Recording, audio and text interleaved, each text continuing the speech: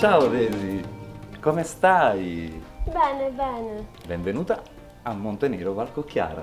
Pensa, esiste sin dal X secolo e apparteneva alla abbazia di San Vincenzo al Volturno.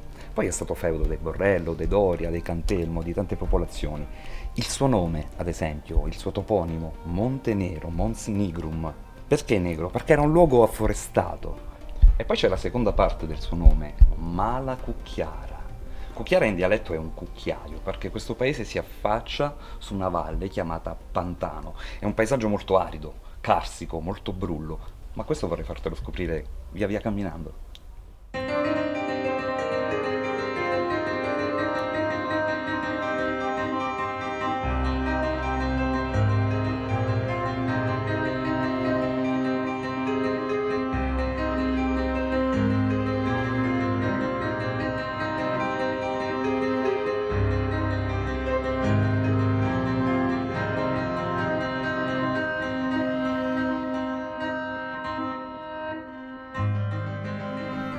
Quella che stai vedendo è la chiesa di Santa Maria di Loreto, la più antica chiesa di Montenegro. È testimoniata nell'anno 1182 in una bolla di Lucio II al vescovo Rainaldo di Sernia. Come ti sei accorta, siamo scesi attraverso una serie di gradonate, piani inclinati. I paesi del Molise sono tutti così. Spero che questo ti serva per il tuo giornale. Certo. Una chiesa che si è vista trasformare nel tempo, perché se è citata nel XII secolo ha subito varie ristrutturazioni. Lo testimonia quel concio lapidio datato 1570, il 1782 del portale, ma soprattutto la sostituzione del campanile, che è molto particolare perché è stato voluto dallo Stato Italo Sabaudo, che a un certo punto dice nell'iscrizione: abbiamo rieretto dalle fondamenta questa torre sui troni infanti, ed era un modo per dire che avevano messo da parte, finalmente accantonato, deposto il regime o il dominio borbonico.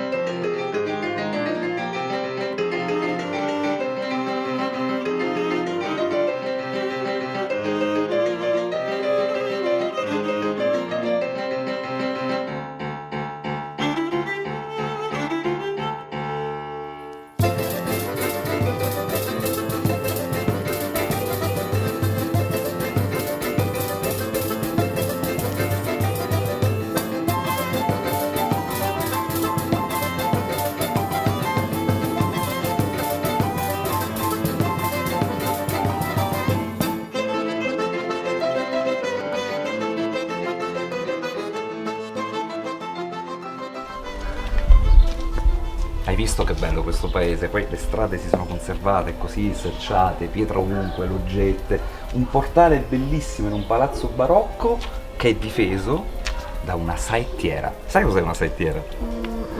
Allora, nelle fortificazioni antiche è il luogo dove si mettevano gli arcieri a difesa della città. La cosa particolare è che questa è inserita, inclusa proprio nelle mura urbi, che ha un'altezza importante, imponente, e da qui, infilandosi, gli arcieri potevano colpire gli assalitori. Impressive.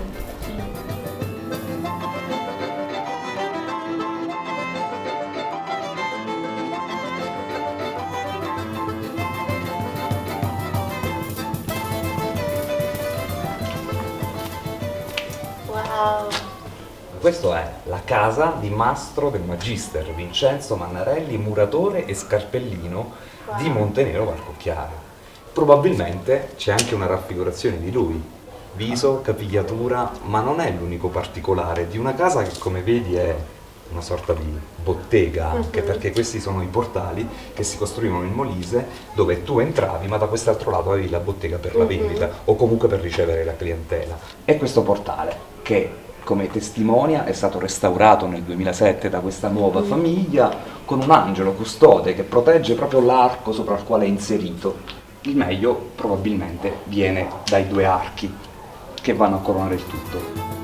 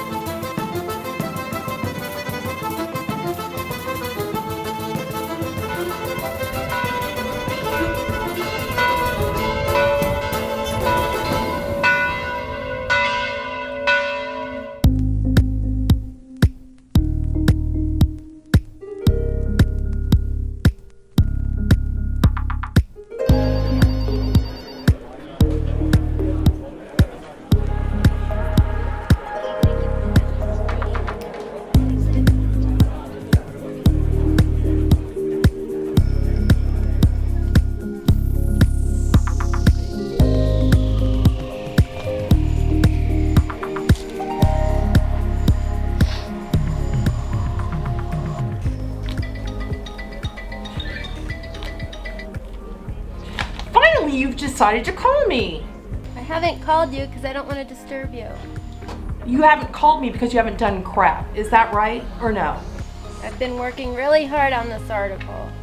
You know, I don't believe you anymore. That's it. I didn't want to do this article to begin with, and that's it. You don't send me a great article, you're fired. And you're gonna pay for this trip to Italy because I'm not paying for it. I just can't deal with this anymore. I don't have any more time to waste, so goodbye.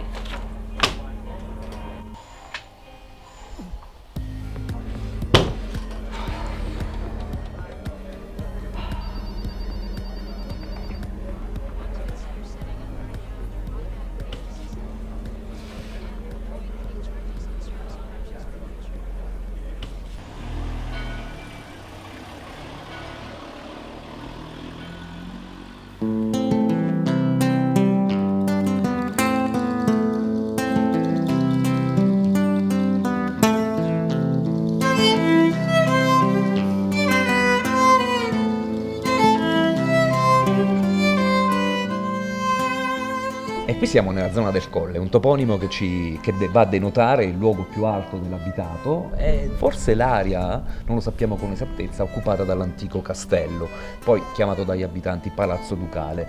A denotarlo sono tutti gli apparati architettonici, le loggette, le mensole dei balconi, insomma un edificio piuttosto importante e articolato e che sul versante meridionale mostra nella sua interezza e bellezza le mura.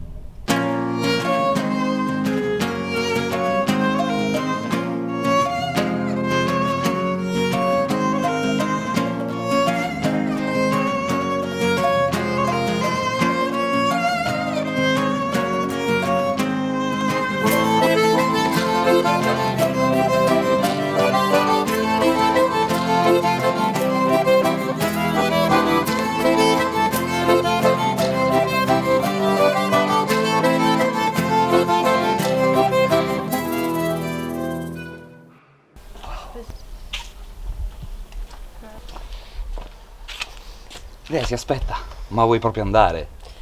Ma posso restare, certo, ma... C'è un uomo di nome Francesco che vive a Malacucchiara, di cognome fa Zero, ma tutti lo chiamano Nuvolari. Ti va di conoscerlo? Certo, perché no? Dai, allora andiamo! Let's go.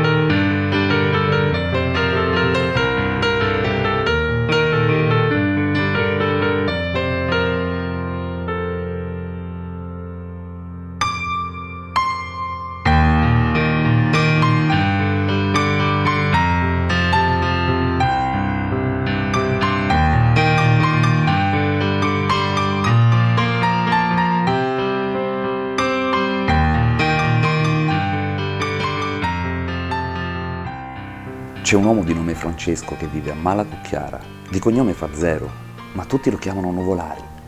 No, non è un pilota, almeno oggi, ma da bambino adorava andare sulle giostre. Francesco e le macchine da scontro erano tutt'uno. Non voleva mai scendere, un gran pilota con tanto di incidenti cercati e reiterati, e così un amico prese a chiamarlo con il grande Tazio Nuvolari.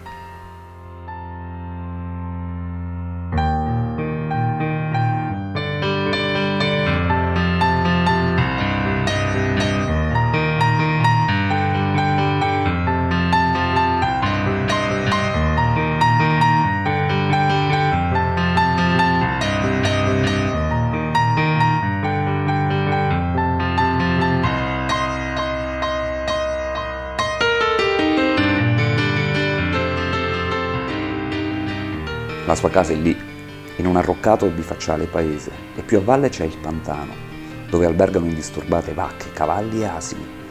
Qui ha il suo rifugio, l'eremo dove ricoverare. È un uomo schivo, Nuvolari, il Mauro Corona degli Appennini. Di mestiere fa il contadino, il pastore, il tagliaboschi. La sua stalla accoglie molti asini che ha, dice, solo perché gli fanno compagnia. E poi le mucche al pascolo, i caciocavalli appesi al fuliginoso camino e un po' discosto, eccolo lì, il suo organetto che ha il piacere di suonare quando ne ha voglia e con chi ne ha voglia. Son per questo un eletto col mio tamburo.